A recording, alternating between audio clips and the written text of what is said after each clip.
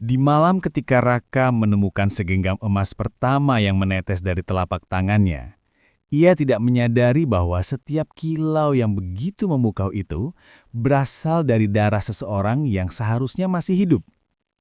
Dan ketika emas itu kembali memerah, namanya sudah tercetak di dalamnya. Dikatakan bahwa setiap tempat yang dilupakan akan menyimpan sepotong kegelapan. Tapi di tempat ini, kegelapan itu bukan hanya disimpan, ia bernapas. Tidak ada harapan di balik jendela yang tertutup debu ini, hanya perhitungan waktu yang mundur. Begitu jam berdentang tengah malam, Anda akan menyadari bahwa bukan Anda yang terjebak di sini, melainkan tempat inilah yang telah memilih Anda. Dan di sini, kematian hanyalah permulaan cerita. Hujan turun seperti jarum-jarum dingin yang menusuk tanah, membuat jalanan desa berubah menjadi lumpur pekat. Raka berlari kecil, memeluk tubuhnya sendiri, mencoba mengusir dingin yang menembus sampai ke tulang. Sejak ayahnya meninggal 2 tahun lalu, rumah mereka lebih sering terasa seperti bangunan kosong yang ditinggalkan nasib. Ibunya terbaring sakit, napasnya berat, seperti meminjam udara dari dunia lain. Utang terus menumpuk, sementara sawah keluarga mengering bagai dikutuk. Pada malam itu, ketika hujan semakin deras, Raka berteduh di bawah pohon randu tua yang menjulang tinggi. Pohon itu terkenal angker. Orang desa tak berani mendekat setelah matahari tenggelam. Namun, bagi Raka yang putus asa, rasa takut bukan lagi hal yang berarti. Asal bisa dapat uang, apa saja, gumamnya dalam hati. Dari balik kegelapan, muncul suara langkah kaki perlahan. Raka menegakkan tubuh, menahan napas. Sosok tinggi berjubah hitam muncul dari balik batang randu. Wajahnya pucat dengan mata yang memantulkan cahaya merah samar. Raka mundur 1 langkah. Jangan takut. Suara pria itu serak namun halus, seperti suara yang sudah sering berbicara dengan kegelapan. Aku sudah mengamati penderitaanmu, Raka. Raka tertegun. Bagaimana orang itu tahu namanya? Aku, Ki Sembara. Aku bisa memberimu apa yang kau cari. Uang, kekayaan, kesempatan untuk menyelamatkan ibumu. Ki Sembara mengangkat tangannya, dan dari balik jubahnya keluar kilau emas cair yang menetes seperti madu panas. Namun warnanya sedikit kemerahan. Semua ini bisa menjadi milikmu. Raka terpaku. Apa syaratnya? Ki Sembara tersenyum kecil, senyum yang tidak seharusnya dimiliki manusia. Hanya setetes darahmu, lalu ritual akan berjalan. Raka menelan ludah. Suara air hujan dan angin yang bergesek dengan daun randu membuat suasana terasa semakin menekan. Ia memikirkan ibunya, memikirkan ancaman rentenir, memikirkan semua jalan buntu yang dihadapinya. Dan dalam keputusasaan itu, ketakutan menjadi hal yang paling mudah dikalahkan. Aku setuju. Ki Sembara mengeluarkan pisau tipis berujung runcing. Cahaya kilat memantul di permukaannya. Raka mengulurkan tangan dengan gemetar. Saat ujung pisau menyentuh kulitnya, ia merasa dingin menusuk hingga ke nadi. Setetes darah jatuh, dan tanah di bawahnya bergetar sejenak. Halus, tapi cukup untuk membuat udara berbau besi. Mulai malam ini, bisik Ki Sembara, darahmu bukan lagi milikmu sepenuhnya. Raka ingin bertanya lebih jauh, namun Ki Sembara menghilang begitu saja, seolah ditelan gelap. Raka memandangi telapak tangannya yang masih hangat. Lalu sesuatu terjadi. Butiran emas muncul dari pori-pori kulitnya, menggumpal, mengeras, menjadi sebutir emas seukuran kelereng jatuh ke tanah dengan bunyi ting, tajam. Raka ternganga. Tangan itu bergetar, bukan oleh dingin, tapi oleh rasa tak percaya. Ia mengambil emas itu, berat, dingin, nyata. Namun saat ia menggenggamnya, ia merasakan satu hal lain. detak jantung yang bukan miliknya. Dan saat ia melihat ke langit yang serba gelap, untuk sesaat ia merasa ada yang memperhatikannya dari balik ranting randu. Mata merah yang sama seperti milik Ki Sembara, tapi lebih banyak dan lebih lapar. Malam itu, Raka pulang membawa emas pertamanya. Malam itu pula, sesuatu yang tak terlihat mulai mengikuti langkahnya. Pagi hari selalu terasa lebih ringan bagi sebagian orang di desa Waringin, tetapi tidak bagi Raka. Setelah kejadian malam itu, ia bangun dengan tubuh berkeringat dingin, seolah baru berlari jauh dari sesuatu. Tangan kanannya terasa berat, seolah ada yang masih mengalir di bawah kulitnya. Ketika ia membuka telapak itu, tidak ada apa-apa, hanya garis-garis halus merah yang terlihat lebih menonjol dari biasanya. Namun yang membuatnya terdiam adalah emas kecil yang ia letakkan di atas meja semalam. Emas itu kini tampak lebih berkilau, seperti ada cahaya dari dalamnya. Ibunya masih tidur, nafasnya terdengar berat. Raka meremas emas itu dengan tangan gemetar. Kalau ini bisa menyelamatkan ibu, gumamnya. Ia menjual emas itu kepada warga kota. Tidak ada yang curiga. Emas itu murni, bahkan terlalu murni. Dengan uang hasil penjualan, ia membeli obat, makanan, dan membayar sebagian hutang. Untuk pertama kalinya sejak lama, Raka merasa hidupnya bergerak maju. Namun, semua itu hanya berlangsung beberapa jam. Menjelang sore, ia mendengar kabar bahwa Pak Tarmo, tetangga sebelah rumah yang biasa menyapanya tiap pagi, ditemukan pingsan di sawah. Tanah tempat pria itu bekerja mendadak kering dalam lingkaran aneh, seolah sesuatu menyedot semua air dari dalamnya.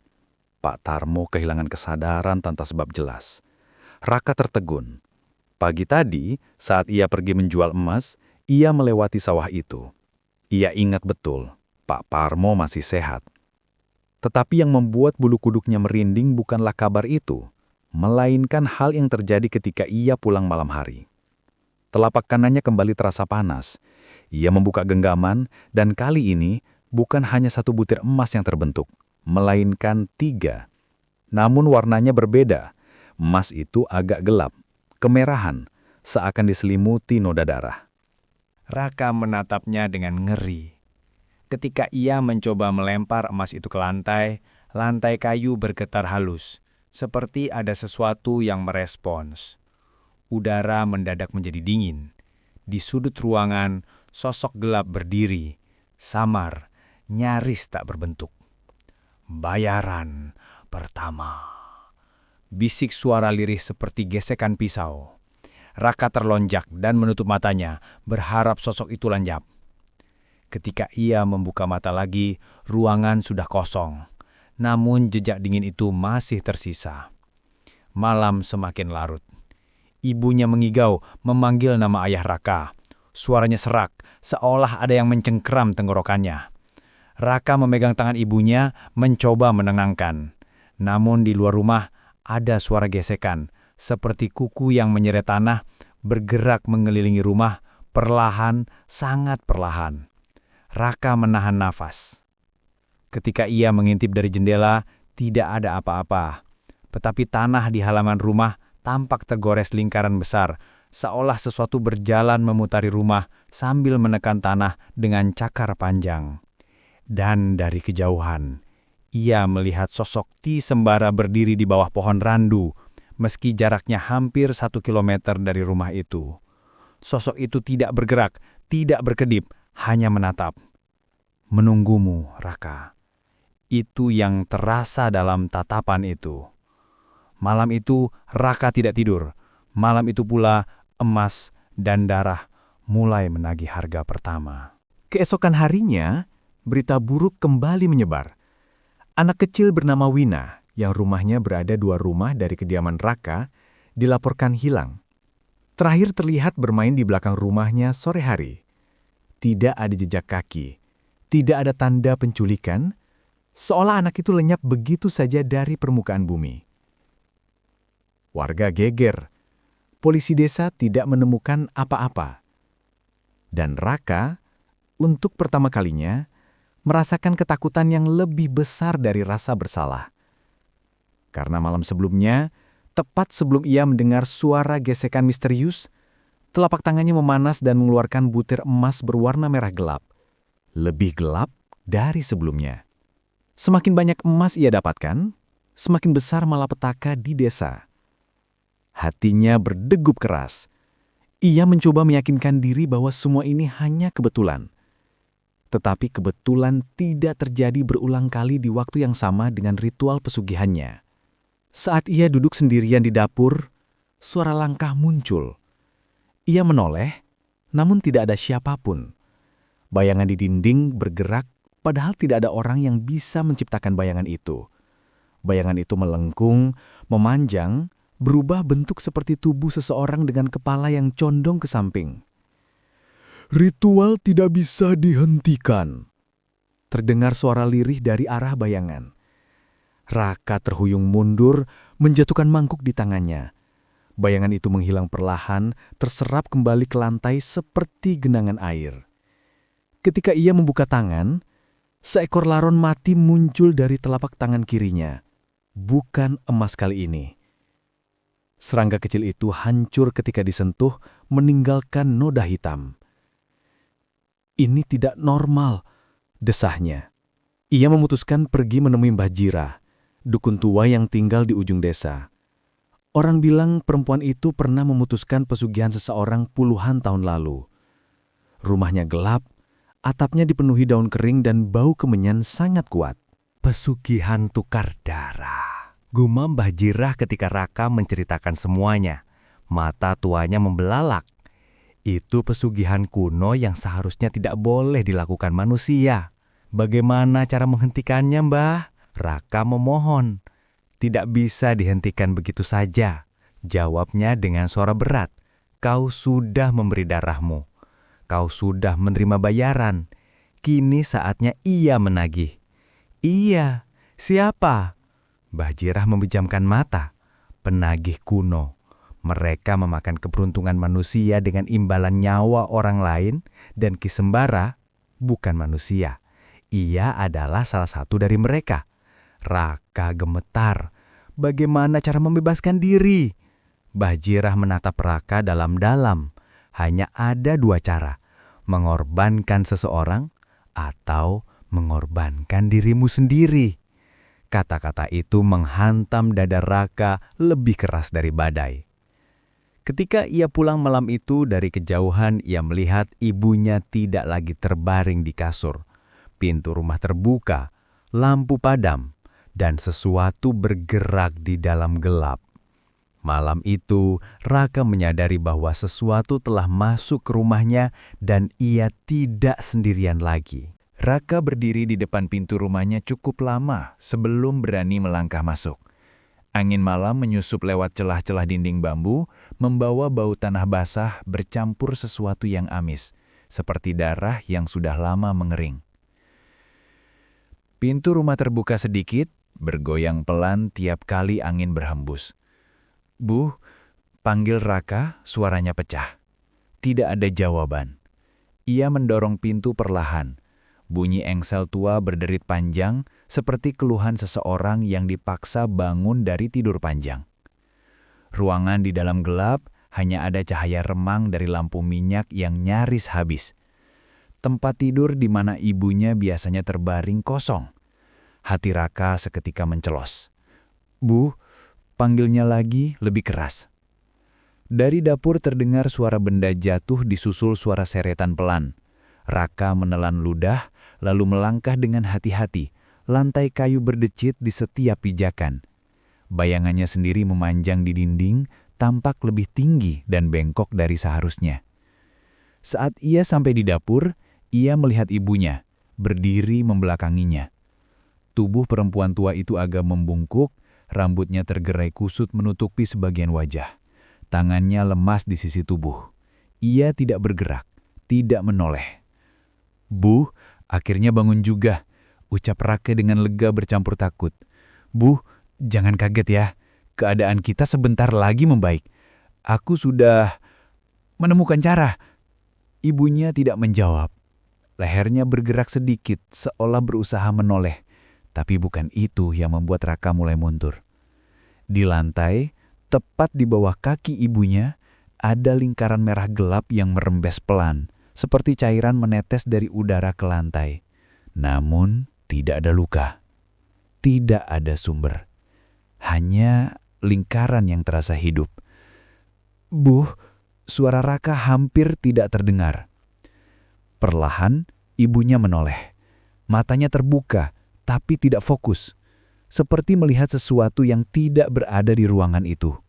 Bibirnya bergerak, namun suara yang keluar bukan suara ibunya. Bayaran sudah diterima. Bisik suara berat, serak dan bergema seolah datang dari beberapa tenggorokan sekaligus. Raka terhuyung mundur. "Pergi, jangan ganggu ibu." Sosok itu apapun yang mengendalikan tubuh ibunya menyeringai tipis. Mata ibunya menggelap, seolah ada bayangan yang menutupi bola matanya dari dalam. Tangan kirinya terangkat perlahan, menunjuk ke telapak tangan kanan Raka. "Engkau masih berhutang." Telapak tangan Raka mendadak panas, sakit, seperti dibakar dari dalam. Ia menjerit memegangi tangannya. Dari pori-pori kulitnya, emas kembali keluar, kali ini dalam bentuk serpihan-serpihan kecil yang menggumpal, menetes ke lantai seperti lilin. Namun warnanya hampir hitam, bercampur merah tua. Setiap serpihan emas jatuh, lingkaran merah di bawah kaki ibunya bergetar lalu menyusut, seolah kenyang. Tiba-tiba, tubuh ibunya ambruk. Napasnya tersengal, kembali menjadi lemah dan rapuh seperti semula. Mata yang tadi gelap kini kembali buram, penuh sakit. "Ibu," Raka berlari menahan tubuh ibunya sebelum membentur lantai. "Bu, kenapa keluar dari tempat tidur? Seharusnya ibu istirahat." Ibunya berusaha bicara. "Raka, tadi ada laki-laki di dekat pintu. Dia bilang semua ini bukan cuma tentang uang." Raka membeku. "Laki-laki? Ki Sembara?" Ibunya menggeleng lemah. "Bukan, wajahnya kayak tidak selesai dibentuk." Kata-kata itu terputus menjadi batuk panjang. Raka memeluk ibunya erat, mencoba menenangkan. Di sudut matanya, ia melihat serpihan emas hitam di lantai berkilat aneh, dan ketika ia menatapnya lebih lama, ia bersumpah ia melihat sesuatu di dalamnya. Bayangan orang kecil, mungkin seorang anak, menangis. "Wina!" Jantung Raka berdegup kencang. Ia bangkit, menyambar serpihan emas itu, hendak melemparkannya, tapi begitu emas itu menyentuh telapak tangannya, pemandangan lain menyambar kepalanya seperti mimpi buruk kilat. Seorang gadis kecil berjalan sendirian di belakang rumah. Suara yang tak terlihat memanggilnya. Sebuah tangan pucat menggenggam pergelangan tangannya, lalu gelap. Raka tercekik oleh rasa bersalah yang begitu pekat, sampai rasanya bisa disentuh. Pesugihan ini tidak hanya mengambil nyawa secara acak. Pesugihan ini menukar darah orang lain menjadi emas di tangannya. Dan selama ia masih menyimpannya, selama ia masih memakainya, rantai itu tidak akan putus. Malam itu Raka duduk di samping ibunya sampai ia tertidur lagi. Saat hujan mulai turun pelang di luar, ia sadar satu hal. Ia tidak lagi bisa berpura-pura tidak tahu. Jika ia tetap diam, desa akan hancur pelan-pelan. Jika ia melawan, mungkin ia sendiri yang akan hilang. Namun sebelum ia sempat memutuskan, bisikan itu datang lagi, sangat dekat di telinganya. "Pilihlah tumbal berikutnya, Raka, atau kami memilihkan untukmu." Beberapa hari berikutnya, Desa Waringin berubah menjadi tempat yang dipenuhi bisik-bisik dan pandangan curiga. Sawah Pak Tarmo yang mengering menyebarkan ketakutan. Hilangnya Wina membuat para orang tua melarang anak-anak keluar selepas maghrib. Pagi-pagi buta, kadang terdengar suara lolongan aneh dari arah hutan. Bukan suara anjing, bukan pula serigala. Sesuatu di antara keduanya. Raka hidup seperti bayangan di tengah semua itu. Ia ikut mencari Wina, ikut membantu warga, ikut mengumpulkan sumbangan untuk keluarga yang kesusahan. Tapi di setiap langkahnya, ia membawa beban yang tidak diketahui siapapun. Emas merah yang disembunyikan di bawah lantai rumahnya. Ia mencoba tidak lagi memanggil emas itu, tidak lagi membiarkan telapak tangannya memanas. Namun justru itu yang membuat segalanya semakin buruk. Satu persatu, orang di desa mulai mengalami hal-hal ganjil. Ada yang melihat bayangan menggantung di atap rumahnya. Ada yang mendengar suara langkah di belakang, namun saat menoleh tidak ada siapapun. Ada yang bermimpi tentang pohon randu tumbuh di dalam rumah mereka dengan akar yang menyelimuti tempat tidur. Malam hari, udara menjadi dingin tidak wajar. Kabut turun, menutupi jalan hanya beberapa langkah ke depan. Di tengah kabut itu, kadang terlihat sosok tinggi berjubah hitam. Kadang dua, kadang lebih. Raka akhirnya kembali menemui Mbah Jirah. "Kau menahan emas itu?" tanya perempuan tua itu, tatapannya tajam. "Aku tidak bisa menjualnya lagi, Mbah. Setiap kali kulihat, aku merasa sedang menjual nyawa orang lain." Mbah Jirah menghela napas berat. "Kalau begitu, kau punya dua pilihan. Satu, kau terus membiarkan mereka memilih tumbal sendiri. Dua, kau hadapi penagihnya dan akhiri semua ini dengan satu tumbal terakhir." "Siapa, Mbah?" Suara Raka nyaris tidak terdengar.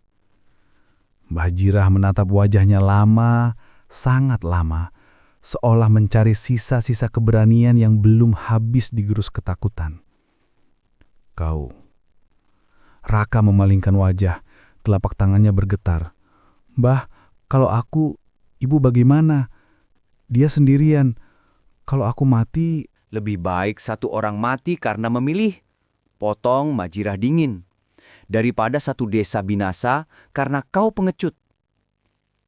Kata-kata itu menusuk, tapi tidak bisa dibantah. Mbah Jirah kemudian mengeluarkan sebuah kain lusuh yang di dalamnya terdapat benda kecil hitam seperti batu, tapi permukaannya halus dan dingin. "Ini batu penolak jejak. Kalau kau benar-benar berniat mengakhiri perjanjian, kau harus membawa semua emas yang pernah kau terima ke bawah pohon randu, di jam ketika dunia manusia dan dunia mereka paling dekat." "Jam berapa?" "Tepat tengah malam, saat angin berhenti sebentar." "Lalu, apa yang harus kulakukan?" "Baca mantra yang akan kuberikan. Tawarkan darahmu sendiri sebagai bayaran terakhir. Jika mereka menerima, pesugihanmu berakhir. Jika mereka menolak..." Mbah Jirah diam sejenak. "Kau tidak akan kembali dari sana." Raka menggenggam batu hitam itu, dingin seperti kematian. Dalam perjalanan pulang, ia melewati rumah Ibu Wina. Perempuan itu duduk di depan rumah, matanya bengkak, menatap kosong ke jalan. Raka hampir tidak sanggup melihatnya, tetapi ia memaksa kakinya terus melangkah. Malam itu, ia membuka papan lantai di sudut kamar. Di bawahnya, ia menyimpan emas-emas yang selama ini ia kumpulkan. Jumlahnya tidak banyak. Sebagian sudah ia jual untuk obat dan hutang. Namun setiap potongan emas merah itu terasa lebih berat dari besi. Saat ia mengumpulkan semuanya ke dalam kain, sesuatu membuatnya menoleh ke arah ibunya. Perempuan itu tidur dengan wajah lebih tenang dari hari-hari sebelumnya, seolah badai di tubuhnya mereda. Raka tahu kalau ia pergi malam ini, mungkin ini terakhir kalinya ia melihat ibunya hidup. Tangannya gemetar, air mata mulai mengalir tanpa ia sadari. "Bu, maaf, kalau suatu hari nanti ibu bangun dan aku tidak ada, itu karena aku yang memulainya. Biar aku juga yang mengakhirinya." Ia menunduk, mencium keningnya lama-lama, mencoba menghapal hangat kulitnya. Menjelang tengah malam, Raka berjalan menuju pohon randu tua dengan kain emas di tangan dan batu hitam dari Mbah Jirah di saku. Langkahnya berat, setiap gerakan terasa seperti menginjak dasar laut. Langit mendung, tapi tidak hujan. Udara begitu diam, seakan seluruh desa menahan nafas. Ketika ia tiba di bawah pohon randu, tidak ada apa-apa. Hanya batang besar dengan akar-akar menjalar seperti jari raksasa, dan daun-daun yang samar bergerak. Raka meletakkan kain emas di tanah, lalu berdiri tegak. Ki Sembara, aku datang untuk mengakhiri ini. Awalnya, hanya keheningan yang menjawab. Lalu suara tawa pelan terdengar dari sisi kanan. Sosok berjubah hitam muncul di balik batang pohon, diikuti beberapa bayangan lain di belakangnya. Ki Sembara melangkah maju. Wajahnya sama pucat seperti malam pertama bertemu. Raka, Raka. Suaranya terdengar senang seolah menyambut tamu kehormatan. Akhirnya kau datang ke sini bukan karena putus asa, tapi karena menantang. Aku tidak akan biarkan desaku hancur karena perjanjian ini, kata Raka. Suaranya bergetar namun jelas. Ambil kembali emasmu dan ambil darahku, tapi lepaskan semua orang lain. Ki Sembara tersenyum. Kali ini senyumnya membuat punggung Raka terasa beku. Permintaan yang indah, ucapnya. Tapi perjanjian tidak sesederhana itu. Ia mengangkat tangannya. Di udara muncul lilin-lilin kecil berapi merah, menyusun lingkaran di sekitar Raka. Dari dalam kegelapan, bayangan-bayangan lain maju, membentuk semacam lingkaran penonton. Wajah mereka tidak jelas, seolah hanya topeng tanpa detail. Sadarkah kau, lanjut Ki Sembara, bahwa ini bukan pesugihan pertama di keluargamu? Raka terperanjat. Apa maksudmu? Ki Sembara tertawa kecil. Ayahmu dulu juga berdiri di sini, di tempat yang sama. Dia juga menukar darahnya. Bedanya, dia tidak sekuat dirimu. Kata-kata itu menghantam Raka seperti palu. Ayah menggunakan pesugihan ini. Untuk apa kau kira? Ki Sembara mencondongkan tubuh, wajahnya mendekat. Mata merahnya memantulkan lingkaran lilin. Raka teringat masa kecilnya. Sawah mereka memang selalu lebih hijau dari sawah lain. Ayahnya sering pulang malam dengan pakaian basah. Katanya habis dari sungai atau mengecek sawah. Beberapa kali ada kabar orang desa meninggal mendadak. Tapi semua dianggap musibah biasa. Dan ketika saatnya menagih tiba, Ki Sembara meneruskan dengan suara lembut. Ayahmu memilih menyerahkan dirinya sebagai pembayaran. Tapi sayangnya, hutangnya belum lunas. Masih ada yang menggantung. Ia menunjuk dada Raka. Kal. Tiba-tiba, angin berhenti. Benar-benar berhenti. Daun randu tak lagi bergerak. Dunia menjadi terlalu sunyi. Tengah malam, bisik Ki Sembara. Saat terbaik untuk menukar darah dengan emas dan nyawa dengan kebebasan. Raka berdiri kaku, seakan akar pohon randu merambat naik dari tanah dan melilit kakinya. Alam terasa mengecil, menyisakan hanya lingkaran lilin merah, pohon randu, Ki Sembara, dan bayangan-bayangan tanpa wajah yang mengelilingi mereka. Kalau begitu, suara Raka serak, biar aku yang melunasi semuanya. Ia mengambil batu hitam dari sakunya, memegangnya erat di tangan kiri, sementara tangan kanan diletakkan di atas kain berisi emas. Jari-jarinya dingin dan basah oleh keringat. Aku bawa kembali emas ini, katanya. Ambil semua, jadikan ini bayaran. Dan ambil darahku sebagai cicilan terakhir. Asal mereka bebas, asal desa ini tidak lagi kau sentuh. Ki Sembara menatapnya lama. Kau sungguh siap mati, Raka? Raka tidak menjawab dengan kata-kata. Ia hanya menggigit bibirnya, menahan gemetar.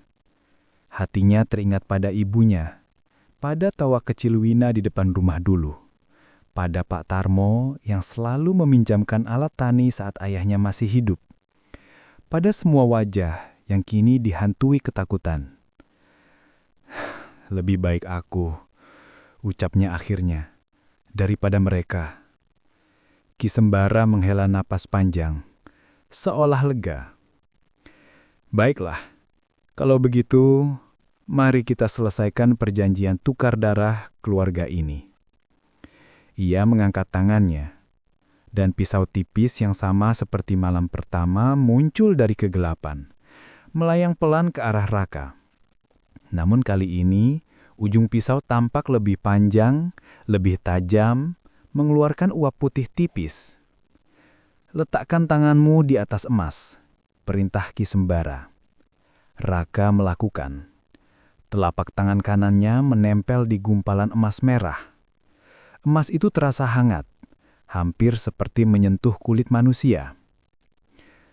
Sekarang, ucapkan mantranya. Raka memanggil kembali kata-kata yang diajarkan Mbah Jirah. Bahasa yang asing, tua dan berat di lidah. Setiap suku kata terasa seperti membuka pintu kecil di dalam tubuhnya. Semakin banyak pintu yang terbuka, semakin banyak dingin yang masuk. Saat ia sampai di suku kata terakhir, pisau itu bergerak sendiri, menyayat telapak tangannya. Darahlah yang pertama kali jatuh ke emas. Tetesan merah pekat yang menetes pelan, kemudian terserap ke dalam permukaan emas, membuat warnanya berubah dari merah ke hitam, lalu pudar. Api lilin berwarna merah di sekelilingnya berubah menjadi kuning biasa, lalu satu persatu padam. Bayangan-bayangan tanpa wajah bersuara lirih bersamaan. Bukan jeritan, bukan tawa, tapi sesuatu di antara keduanya. Suara kecewa dari makhluk yang kelaparan. Namun sesuatu tidak berjalan sebagaimana Raka kira. Alih-alih tubuhnya melemah dan nyawanya ditarik keluar, justru dada Raka terasa penuh. Seperti ada sesuatu yang menggelembung di dalamnya, mencari jalan keluar. Ia terhuyung, memegangi dadanya. "Kenapa? Tubuhku!" desisnya. Ki Sembara tertawa pelan. Rupanya Mbah Jirah tidak memberitahumu satu hal penting." Raka meraung menahan sakit. "Apa yang tidak dibilang?" Ki Sembara mendekat, berbisik di telinganya. "Setiap perjanjian tukar darah membutuhkan pewaris. Seseorang yang akan menyimpan jejak perjanjian itu. Ayahmu menyerahkan dirinya, tapi mewariskan pintunya di tubuhmu." Raka menganga, nafasnya tersengal. "Kau memang bisa melunasi hutang keluargamu, tapi konsekuensinya kau bukan hanya tumbal, kau akan menjadi wadah." Raka berlutut. Dari matanya bukan hanya air mata yang turun, tapi juga garis tipis darah. Di telinganya, ia mendengar bisikan-bisikan yang selama ini datang dari luar, kini terdengar dari dalam. "Pilih tumbal, pilih darah." Ia menggeleng kuat-kuat. "Tidak, aku tidak mau." Akar-akar randu menghuni tanah di sekitarnya, bergerak memutari tubuhnya. Langit di atas pohon tampak lebih gelap, seolah malam menebal di satu titik itu saja.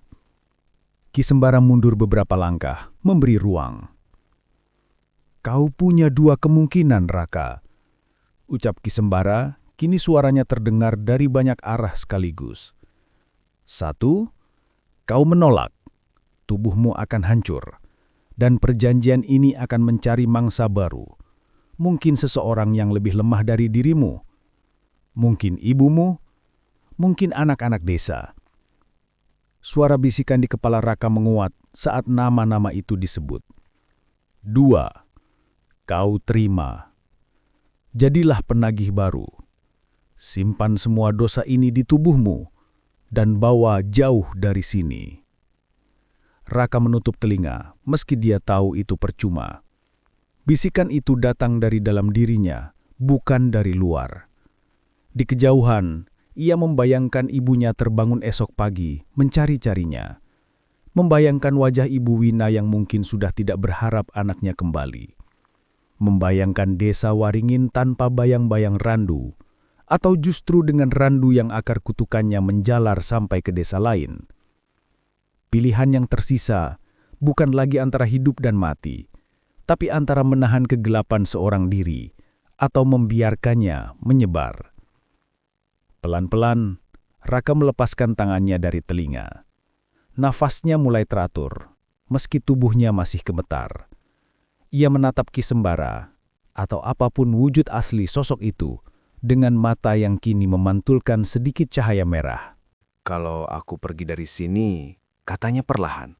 Apa desa ini bebas? Ki Sembara tersenyum puas. Selama kau tidak kembali, dan selama kau yang memberi makan kami dengan darahmu sendiri di tempat lain, desa ini aman. Dan ibu? Selama dia tidak memanggil kami lagi, kami takkan menyentuhnya. Raka menutup mata sejenak. Hening.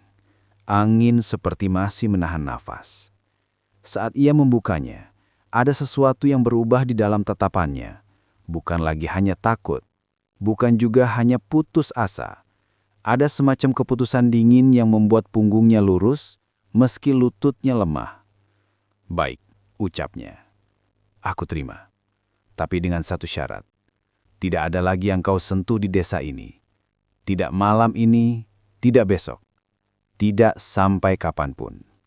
Ki Sembara mengangguk, lalu menjulurkan tangan. Kesepakatan. Raka menatap tangan itu, pucat, dengan urat-urat gelap seperti akar kering. Ia mengulurkan tangannya sendiri yang masih berdarah. Saat kulit mereka bersentuhan, dunia di sekitarnya seperti retak sesaat. Bayangan-bayangan tanpa wajah memudar, lilin-lilin padam, pohon randu kembali tampak seperti pohon biasa, hanya sedikit lebih tinggi, sedikit lebih tua. Dan Raka merasa kosong, sekaligus penuh. Kosong karena rasa takutnya tiba-tiba menyusut, penuh karena sesuatu yang asing kini tinggal di bawah kulitnya. Lapar. Pagi menjelang, penduduk desa menemukan pakaian Raka tergeletak di bawah pohon randu, basah oleh embun, namun tubuh pemiliknya tidak ada. Di tengah tumpukan kain itu, ada segenggam pasir hitam bercampur pecahan emas pudar, tidak lagi berkilau. Di desa, kabar buruk yang belakangan menghantam datang, perlahan berhenti. Sawah Pak Tarmo, meski tidak kembali subur seperti dulu, setidaknya tidak lagi mengering aneh. Tidak ada lagi anak hilang, tidak ada lagi suara langkah yang mengelilingi rumah di tengah malam. Ibu Raka terbangun beberapa hari kemudian dengan tubuh yang masih lemah, namun napasnya lebih ringan. Ia mencari anaknya, namun yang ia temukan hanya papan lantai yang terbuka, dan sebuah batu kecil hitam di bawahnya. Ia mengambil batu itu, menggenggamnya, dan entah kenapa merasa ingin menangis. "Raka," ucapnya sambil terisak-isak. "Kau kemana?" Tidak ada jawaban, hanya suara angin yang lewat di sela pohon-pohon dan daun randu yang bergesek pelan. Di tempat yang jauh dari desa Waringin, di pinggir kota kecil yang tak mengenal nama Raka, seorang pemuda berjalan sendirian di malam hari. Pakaiannya sederhana, matanya tampak seperti milik orang yang kurang tidur. Ia berhenti di depan sebuah rumah besar dengan pagar tinggi. Dari celah pakaian, telapak tangannya memanas, lalu setetes emas merah muncul, mengalir pelan. Sebelum emas itu jatuh, ia menggenggamnya erat. "Bukan di sini. Bukan mereka," gumamnya. Bisikan di kepalanya mendesis. Lapar. Darah. Darah. Darah. Raka mengangkat wajah, menatap langit yang gelap. Ia mengatakan pada sesuatu yang hidup di dalam dirinya, "Kita akan pergi lebih jauh. Selama aku masih bisa menahanmu, aku tidak akan biarkan ada desa lain jadi Waringin." Ia melangkah lagi. Bayangannya memanjang di trotoar. Di kejauhan, di balik kabut lampu jalan, sesosok pria berjubah hitam mengikutinya dari jauh. Ki Sembara, atau apapun namanya di dunia ini, tersenyum tipis. Perjanjian mungkin sudah lunas, namun penagih baru telah lahir, dan selama masih ada manusia yang menginginkan emas lebih dari nyawanya sendiri, akan selalu ada darah yang ditukar emas.